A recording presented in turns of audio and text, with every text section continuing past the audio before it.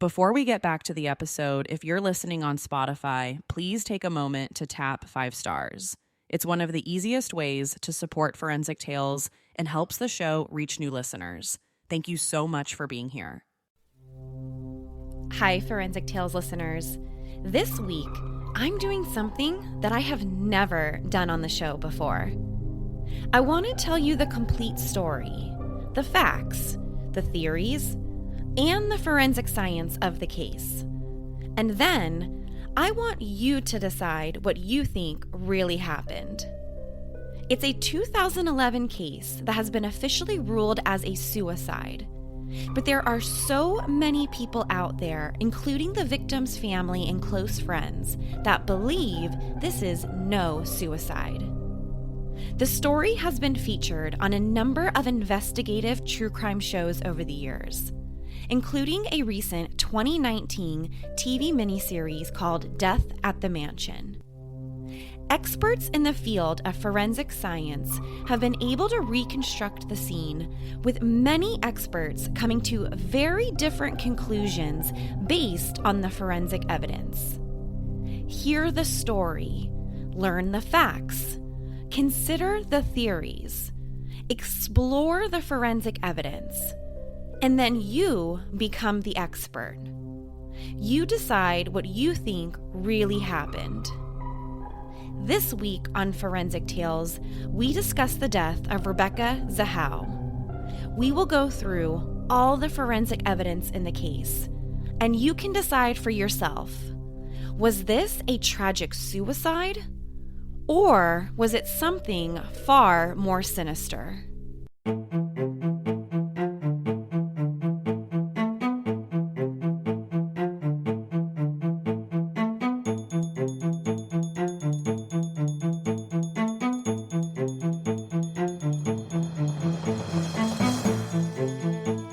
Welcome to Forensic Tales. I'm your host, Courtney. Each Monday, we release a new episode that discusses real, bone-chilling true crime stories and how forensic science has been used in the case. Some cases have been solved through cutting-edge forensic techniques, while other cases have been left sitting on the shelf collecting dust in the cold case division, just waiting to be solved by forensic science. If you love the show, please leave us a review. This will greatly help promote the show to other true crime addicts. Also, please consider supporting the show on Patreon at patreon.com/forensictales. Patreon is an amazing platform that helps support small businesses and productions just like my show. This is also where you can access Patreon-only content, like bonus episodes and extras from the show. So please visit patreon.com/forensictales to get even more true crime content. Now, let's get to our story. Rebecca Zahau is from a very small town in the Chin Hills of what used to be known as Burma, located in the southeastern part of Asia. Rebecca was born on March 15, 1979, in a family of Chin ethnicity, one of the founding groups of people to establish the Union of Burma. They're a group of people who are known to speak a wide variety of languages, but also share many of the same traditions and cultures. Rebecca grew up with her older sister Mary and younger sister Snowin. When Rebecca was just 3 years old, her and her family moved to the capital of Nepal because Rebecca's parents wanted a better life for her and her sisters, something that they didn't think that they would get if they stayed in Burma. While in Nepal, Rebecca learned to speak one of the many languages that she would eventually know. But after a few years in Nepal, Rebecca's father was granted political asylum in Germany, so the family moved to a town about 2 hours outside of Frankfurt, Germany. At this point, Rebecca is a young teenager, and she learns to speak both German and English while attending high school in Germany. She finishes high school in Germany and goes out to attend the Calvary Chapel Bible College, Europe, in Millstatt, Austria. In 2002, while attending college, she met then 36-year-old Neil Nalepa, who is actually an American citizen from New York. Although they were over 14 years apart in age, the two really hit it off. And within the first year of meeting each other, Rebecca and Neil were engaged. And since they were engaged to be married, and Neil was a U.S. citizen, this allowed Rebecca to legally immigrate to the United States with him.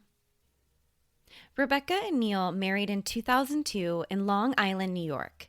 Now remember, Rebecca is still really young at this point. She's barely 20 years old when she comes to the United States. She still has ambitions of wanting to work and start a career of her own. So she decided to attend school to become a licensed eye technician, which would allow her to assist in eye procedures like cataract surgery or even LASIK. Over the next couple years, Rebecca and Neil moved around quite a bit. Her family also came to the United States and settled into the state of Missouri. So Rebecca and Neil moved out of New York to Colorado Springs. But the couple didn't stay there very long because Rebecca really didn't like the cold, which as a Southern California girl myself, I can totally relate to that. So they left Colorado Springs in 2007 and settled into the city of Temecula in Southern California.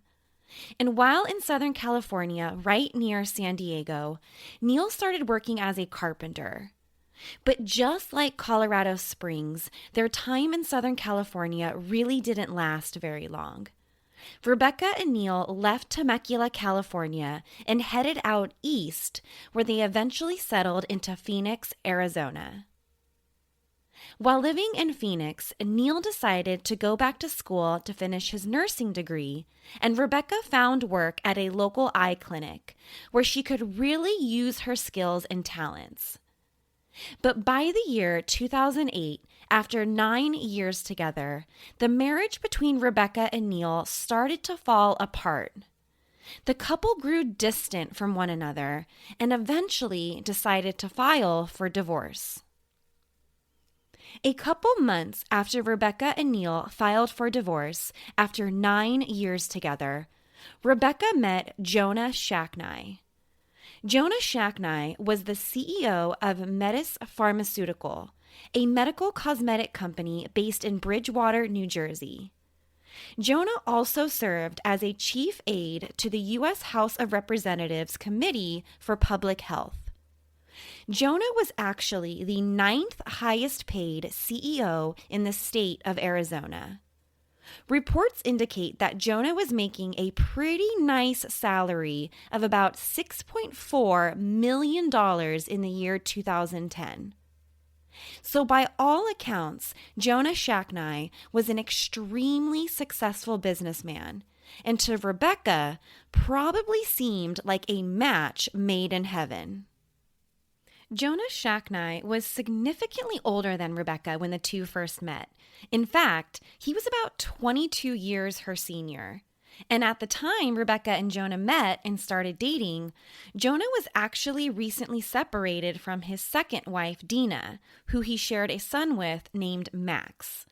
From everything that I could find about Jonah and Dina's marriage, it was pretty much described as a turbulent relationship. Police reports from the Paradise Valley Police Department indicate that police responded to Jonah and Dina's residence for domestic-related disputes at least 3 separate times. On one occasion, Dina claimed Jonah had their large German Shepherd dog attack her intentionally, and Jonah claimed Dina had physically assaulted him on several occasions. Not what you would describe as the ideal relationship. Although police in Arizona responded to several calls at the Shacknai residence, for reasons I don't know, there were no arrests ever made. Prior to his marriage with Dina, Jonah was previously married to Kimberly James, his first wife. Jonah and Kimberly shared 2 children together, which also led to a turbulent custody battle. In 2008, when Jonah met Rebecca, who was also recently separated from her husband, it kind of appeared that the two were in very similar spots, both in their lives and in their relationships. Jonah described his relationship with Rebecca to his friends as the most tranquil relationship that he's ever had.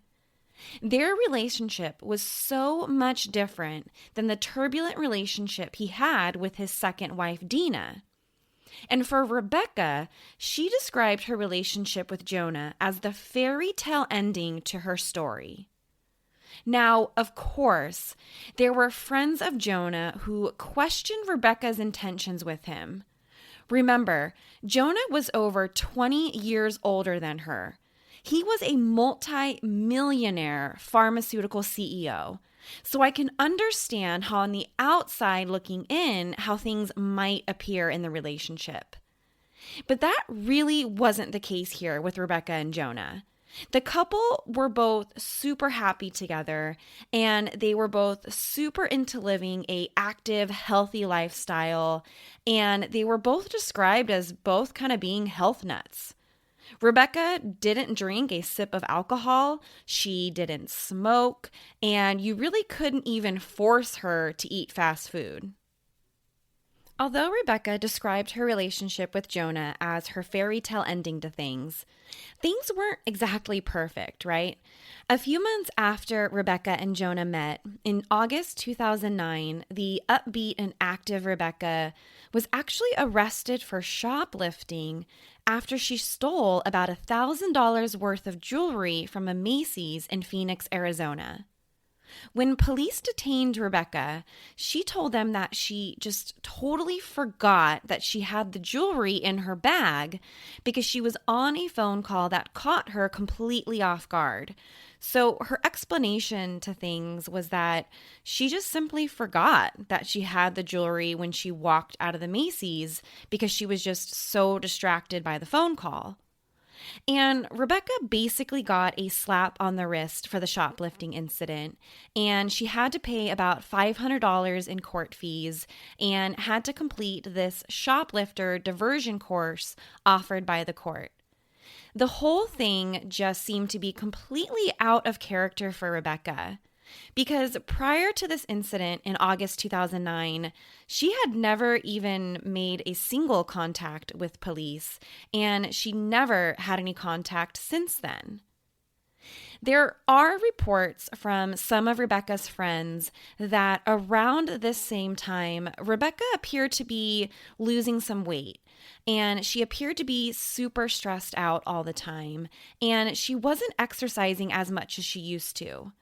Which all of these things and signs, especially when they're put together and considered as a whole, are definite signs that an individual is experiencing some sort of inner turmoil in their life. So the divorce between Rebecca and her husband Neil became finalized in February 2011. And by all accounts, Rebecca's relationship with her new boyfriend, Jonah Shacknai, seemed to be going really well. And by July of that same year, Rebecca and Jonah were staying at one of Jonah's properties in Coronado, California. Coronado, if you're not familiar, is a resort-type city on the peninsula across from the San Diego Bay. And I have stayed in Coronado for a weekend a while back. And you guys, it's a very nice and really small area of San Diego. And there are some pretty incredible mansions in Coronado. If you live there, you definitely have some money, that's for sure. So Rebecca and Jonah were staying at Jonah's mansion in Coronado because that's typically where they lived during the summer months.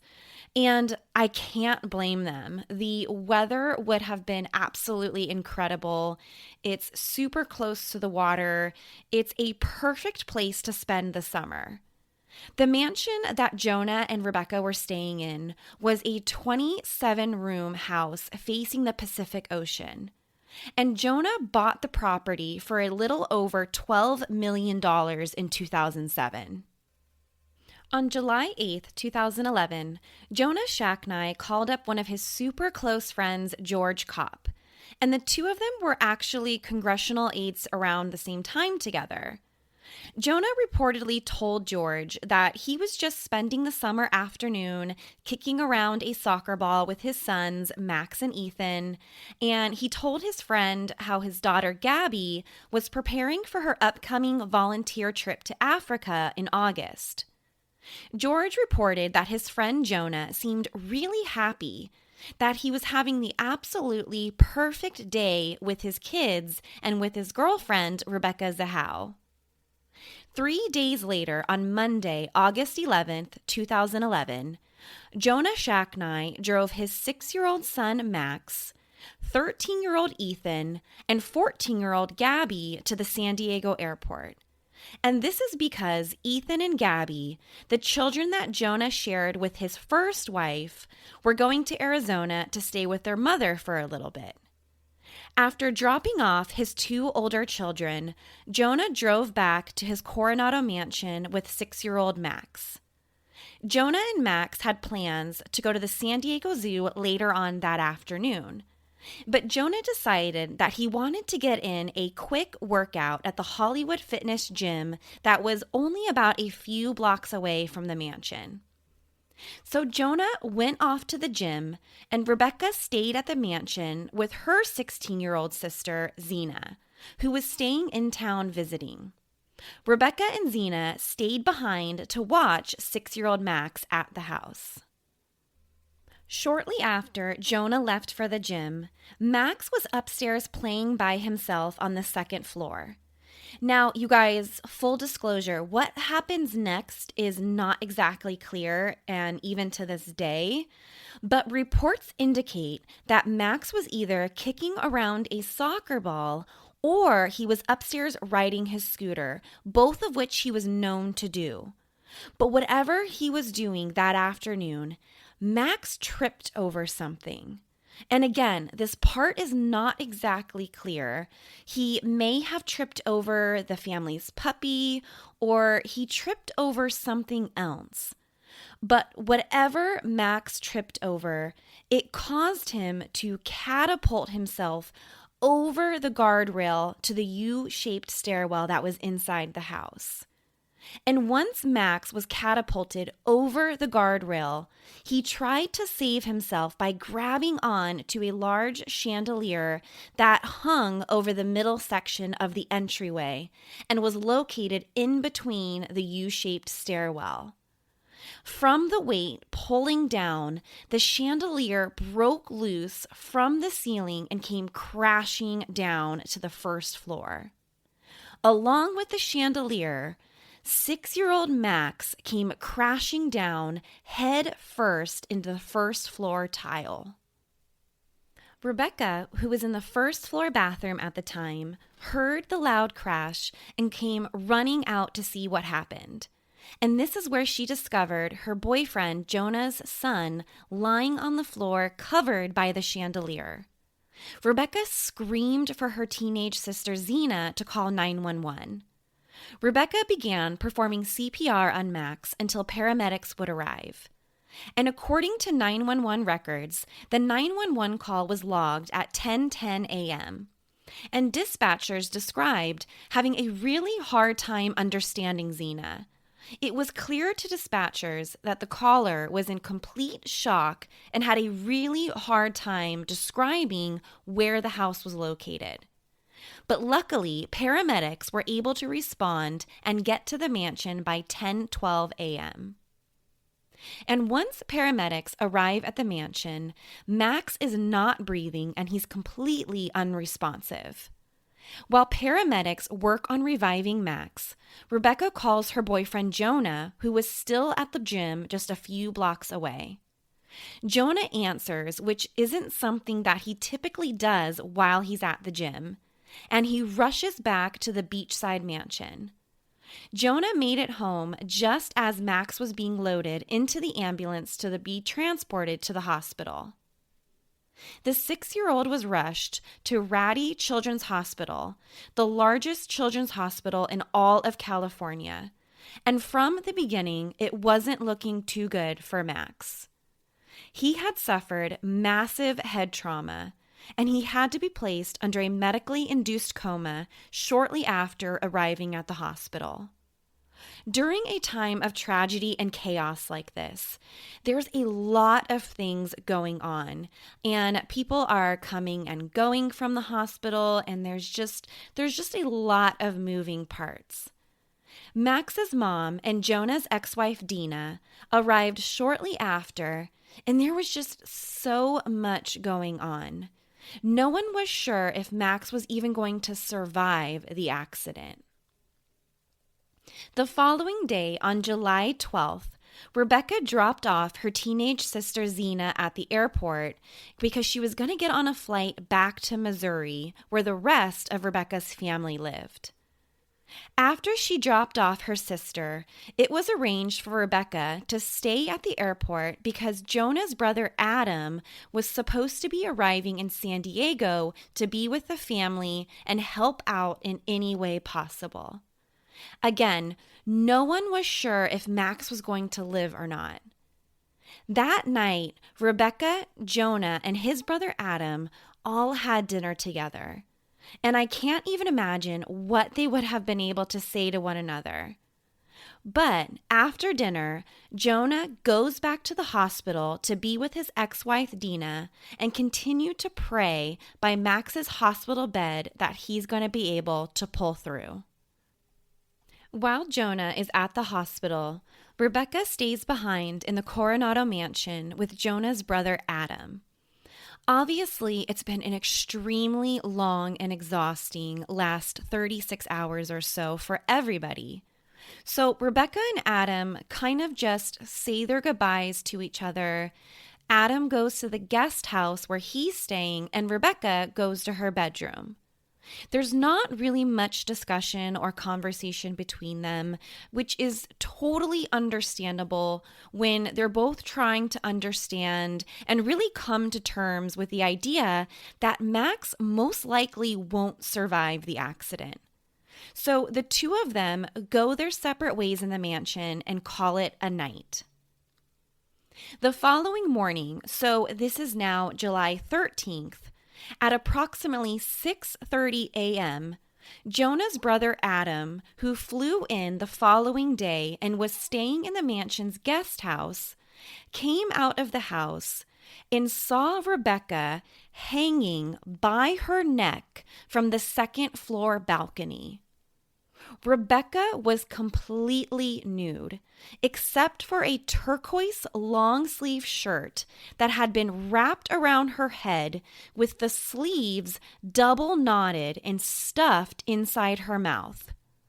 Her hands were tied behind her back and her ankles were bound together. Okay, pause. I know that's a lot to take in. And full disclosure, the next part of the story is according to Adam, Jonah's brother, who was staying in the guest house. And I'm not saying that his story isn't true, but since there are no other eyewitnesses here, I want to be perfectly clear that some of this is Adam's versions of events. So a frantic Adam ran back to the guest house to get a knife, and he pulled a nearby wooden table, and he stands up on it, and he cuts Rebecca down from the rope. He was able to cut through the rope and get Rebecca down to the grass, where he pulled the shirt out of her mouth and started performing CPR. At 6:48 a.m., Adam called 911 in order to get an ambulance to come help Rebecca, who, by all accounts, appeared to already be dead. And once paramedics arrived at the mansion, they tried to revive her. They did everything possible. But after just a few short minutes, they realized they were way too late. And Rebecca Zahau was pronounced dead at the scene.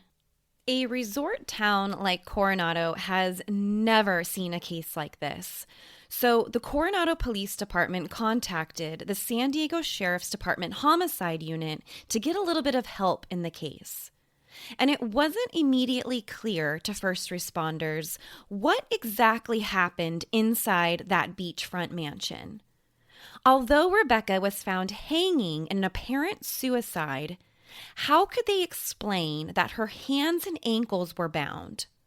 Or the t-shirt that was used as a gag inside of her mouth? Or even more disturbing was that she was found completely naked. Committing suicide while being completely naked, especially for a female, is simply unheard of. So the speculation of foul play in Rebecca Zahau's death started to swirl right from the very beginning. Was this a suicide, or was this a homicide? And here's where the story takes another devastating turn. 3 days after Rebecca Zahau was found hanging from the second floor balcony, and 6 days after Max's accident, Max passed away in the hospital on July 16, 2011, due to the brain damage he suffered from the accident. Max was just 6 years old. His death was ruled an accident, concluding that he must have tripped over something that caused him to fall over the second floor railing and come falling right down to the first floor. Okay, so just to recap, because I know this story has a lot of moving parts to it. Jonah's son Max's accident occurred on July 11th. 2 days later, on the morning of July 13th, Jonah's girlfriend, Rebecca Zahau, is found hanging, completely naked, bound and gagged from the second floor balcony of the Coronado mansion. Then, 3 days later, on July 16th, Max is pronounced dead from the accident. And here's the part of the story that I want you to decide for yourself what you think happened to Rebecca Zahau. Did she commit suicide because she was so devastated by her boyfriend's son's tragic death and because she was the one in charge of watching him that morning? Or was she brutally murdered and her death was staged to look like a suicide, possibly as revenge for what happened to Max? Now, let's get to the forensic evidence. So let's start with how Rebecca Zahau's body was found. When Rebecca was discovered hanging from the second floor balcony, her hands and ankles were bound.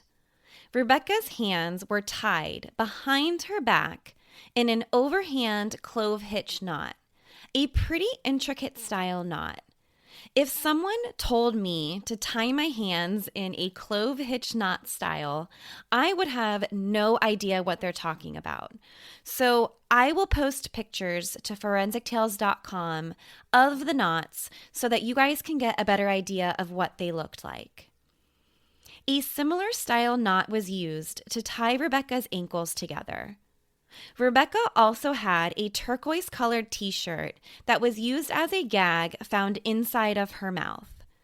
As I mentioned before, Rebecca was completely naked.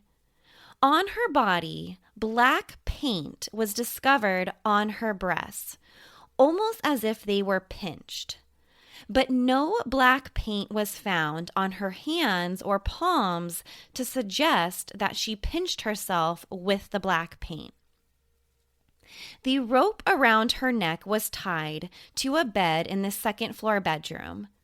Following the suicide theory, Rebecca would have to take all of her clothes off, tie her hands behind her back with the clove hitch style knot, tie her ankles together in a similar way, place the t-shirt inside of her mouth, and make her way out onto the balcony.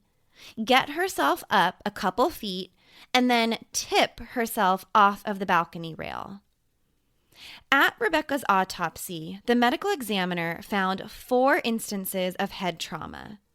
Supporters of the suicide theory suggest that the head injuries were likely caused when Rebecca went over the balcony in a non-vertical position, and that she could have struck her head on the balcony on her way down, causing the head trauma. But supporters of the homicide theory suggest that it's really unlikely that she would have hit her head 4 separate times on the way over the railing.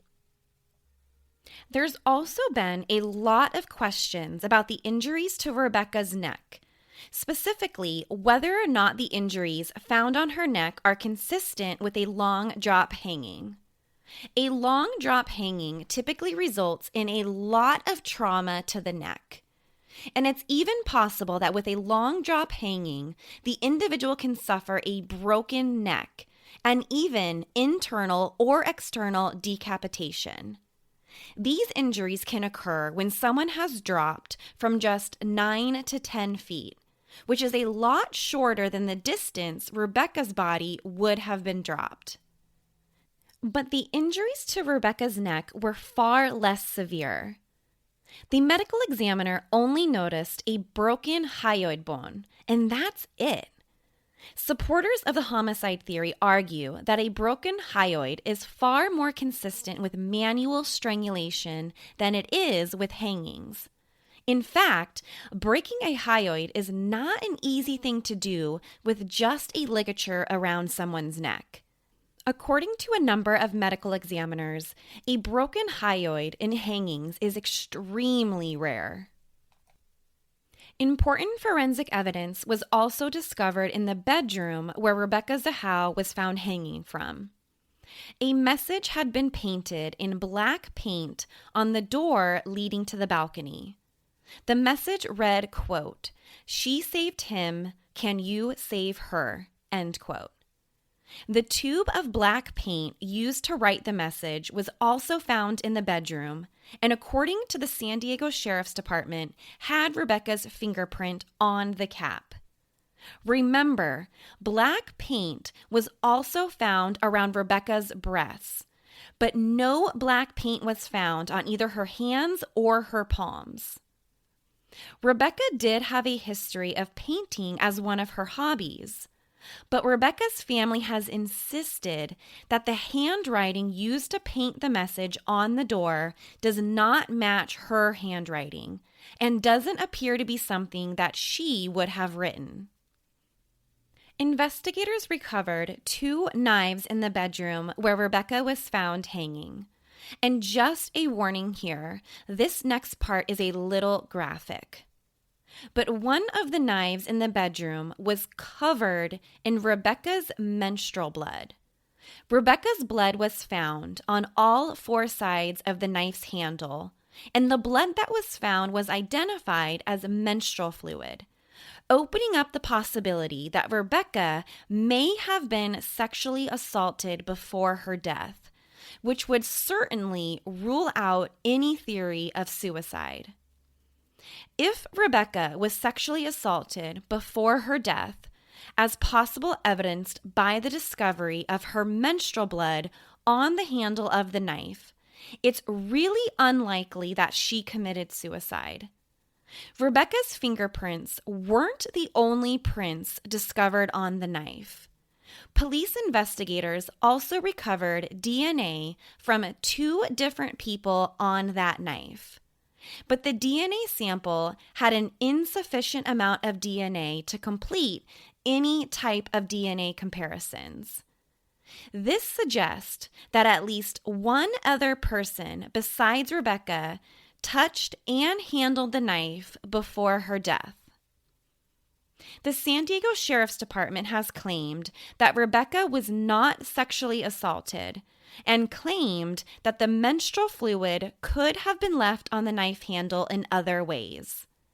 But supporters of the homicide theory, including Rebecca Zahau's family, greatly disagree. It's also been pointed out that the proper tests were never performed on the knife by the Sheriff's Department, which means they cannot rule out the possibility of a sexual assault.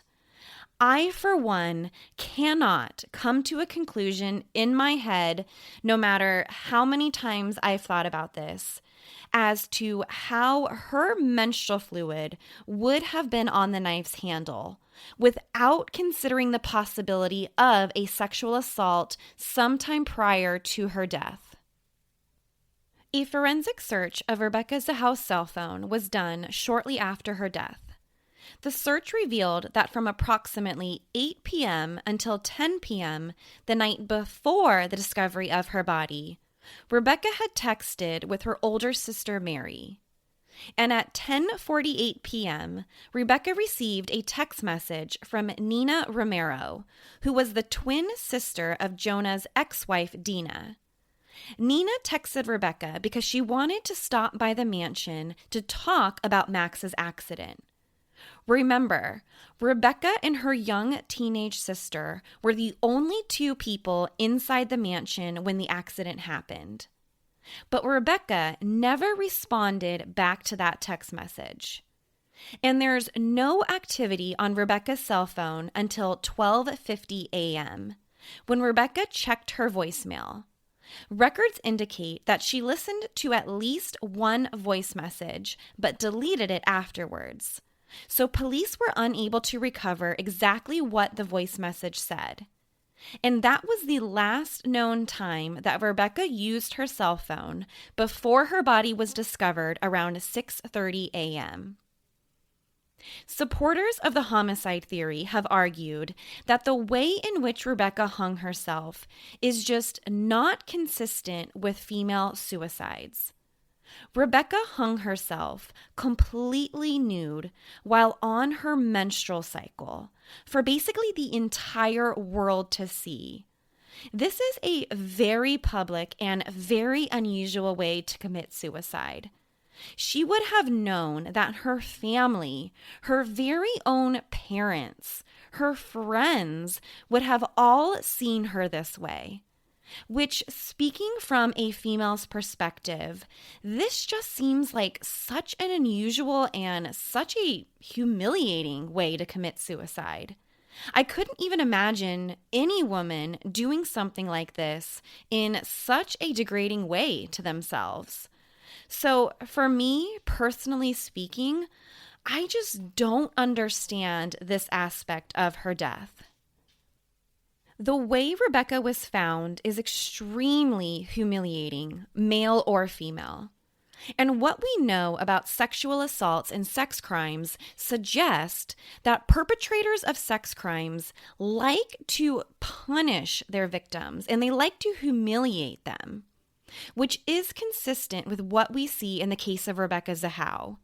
If someone other than Rebecca herself is responsible for her death, whoever the perpetrator is in this case wanted to humiliate her. They wanted the entire world to see her this way. In addition to the forensic evidence of the case, there's a lot of circumstantial evidence that should be considered when determining whether Rebecca Zahau killed herself or possibly something else happened to her. Let's start with the timing of Rebecca's death. Her body was discovered on the morning of July 13th, just 2 days after Max's accident. Although Max's condition was pretty grave at the time, Max wasn't dead. By July 13th, it's completely unclear whether or not he was going to survive. We all hear about medical miracles happening all the time in our lives. Rebecca's sister Mary has come forward to say that the day before Rebecca's death, she was texting her about the detailed plans she had for the next day, which would be the day she died.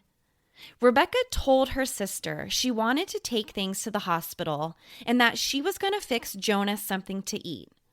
Rebecca even told her sister to tell their mom that she was going to call her on her way to the hospital the following morning. So if Rebecca was planning on hanging herself, it's not clear why she would be making plans when she knows that she's not going to be around. And again, Max is not dead.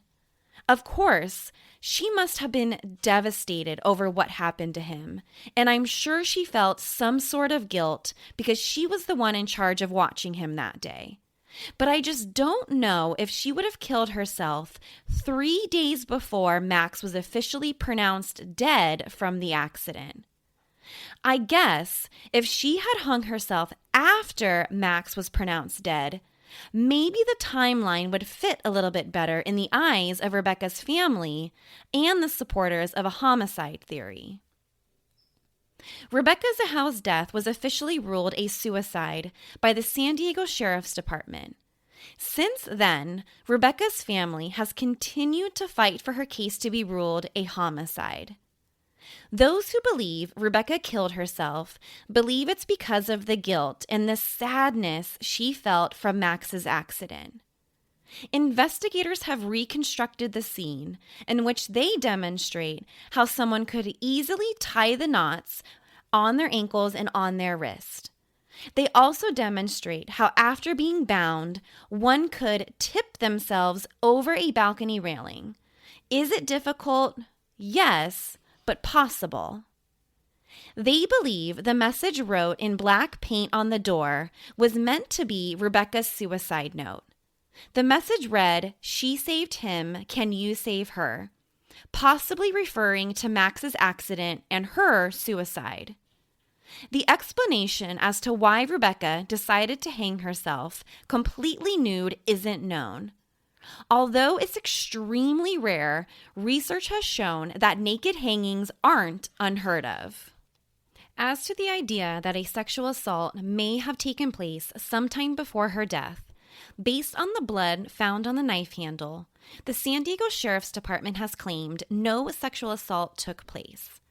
Again, they claim the menstrual fluid could have gotten on the knife some other way. Their explanation as to how that could have happened has never been released. But what if what happened to Rebecca Zahau wasn't a suicide? Outside of Rebecca's family, there are a lot of people, including a number of renowned criminalists and true crime investigative reporters, that believe there is still a lot of unanswered questions in the case. But if Rebecca Zahau didn't commit suicide, what really happened? There's a number of theories, and I want to stress that these are simply theories. Many people looked at Adam Shacknai, Jonah's brother, who was staying in the guest house the night Rebecca died. Adam was also the one who discovered Rebecca's body hanging from the balcony. Adam arrived in Coronado from Memphis, Tennessee, where he works as a tugboat captain after learning about Max's accident. According to Adam, after he and Rebecca returned home to the mansion, he went straight to the guest house, made a couple phone calls, and then went to bed around 9 p.m. He claimed that he didn't hear anything from Rebecca's bedroom that night. He said he woke up the next morning and wanted to walk to a nearby coffee shop, but on his way out the door, he saw something that caught his eye, which is when he discovered Rebecca. Many people question why Adam decided to cut Rebecca down before calling 911. There is also a question as to the lack of Adam's DNA where Rebecca's body was cut down from. According to Adam, he performed CPR on Rebecca, but absolutely none of his DNA was found anywhere on her body. But what would Adam's motive be to kill Rebecca? Well, remember, Rebecca was the one babysitting Max when the accident happened. So it is possible that Adam attacked Rebecca out of anger for the accident.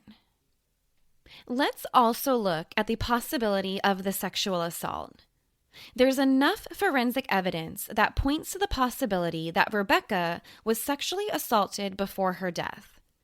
Although none of Adam's DNA was found on Rebecca's body, a sexual assault would explain the menstrual fluid found on the knife handle. There were also 2 other DNA profiles that did not belong to Rebecca on the knife. We also know that the 2 knives found in the bedroom came from within inside the house. Adam Shacknai was the only other person in the mansion that night. There's no evidence to suggest that anyone broke into the house or that Rebecca invited anyone else over.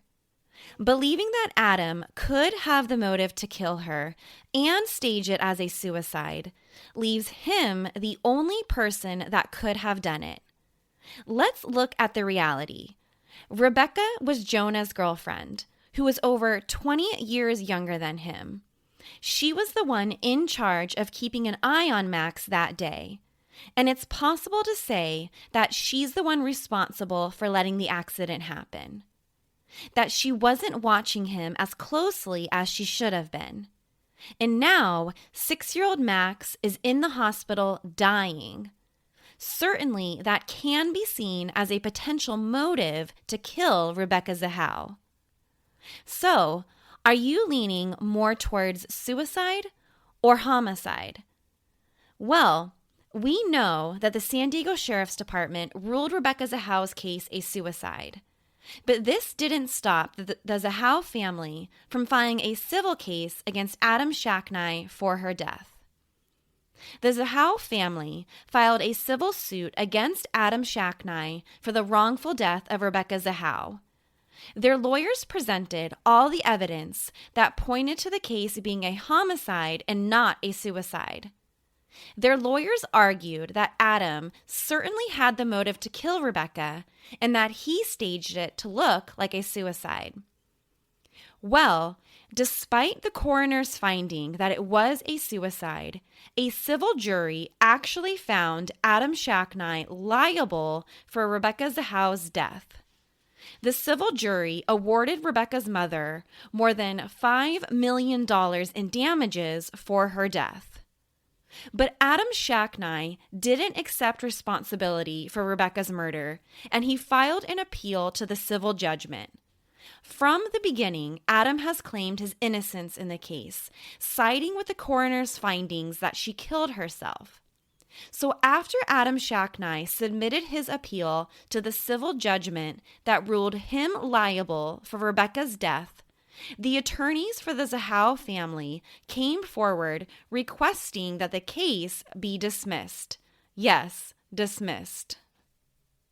The lawyers for the Zahau family requested the case against Adam Shacknai be dismissed, even after being awarded over $5 million in damages. The case was dismissed against Adam Shacknai because the Zahau family settled with insurers outside of court for an undisclosed amount of money. So it essentially dismisses the civil case against Adam, although he was found liable from a civil jury. Outside of the civil judgment, Adam Shacknai has never been arrested or charged criminally for Rebecca's murder. Police looked into the possibility, but have never officially called him a person of interest or suspect in the case. The death of Rebecca Zahau has officially been ruled a suicide, but that is how the case remains today. As I mentioned at the beginning of the episode, there is a ton of people outside of the Zahau family that believe more work needs to be done. Not suggesting that this has to be a homicide, but there is more investigative and forensic work to be done in the case. There are far too many unanswered questions here. If you're interested in this story as much as I am, I highly recommend watching the TV miniseries called Death at the Mansion, featuring retired cold case investigator Paul Holes and true crime investigative journalist Billy Jensen, both of which are the host of the Murder Squad podcast. Death at the Mansion explores in detail all of the forensic and circumstantial evidence we looked at in this episode. Now, I would love to hear from you what you think really happened to Rebecca Zahau. Do you think she committed suicide out of an extreme amount of guilt for what happened to her boyfriend's son, Max? Or was she murdered out of rage for the lack of care while babysitting him. I want to hear your theories and your opinions. Let's start a discussion on Instagram at Forensic Tales or on Facebook. You can even send me an email directly with your thoughts on the case at Courtney@ForensicTales.com. If you want to check out pictures and see images from the things that we discussed in this episode, go to our website at ForensicTales.com. Also, in the blog post containing the episode photos, I will also write my personal opinion on what I think happened to Rebecca Zahau. So, what do you think? Suicide or homicide? Forensic Tales is a Rockefeller audio production. To read more about the death of Rebecca Zahau and check out photos from the case, head over to our website, ForensicTales.com. If you guys love the show, please make sure you subscribe on Apple Podcasts or wherever you listen to your shows. Don't forget to leave us a rating with a review. I would love to hear your feedback. Consider supporting the show on Patreon. If you'd like to help me to continue to produce the true crime content that you just can't get enough of, please visit patreon.com/Forensic Tales. Forensic Tales is a podcast made possible by our Patreon producers, Tony Ariola and Nicole Leasing. If you'd like to become a Patreon producer of the show, please check out our page or email me at Courtney@ForensicTales.com to find out how you can become involved. Thank you guys so much for listening to this episode. Please join me next week. We release a new episode each and every Monday to satisfy your true crime obsession. Until then, remember, not all stories have happy endings.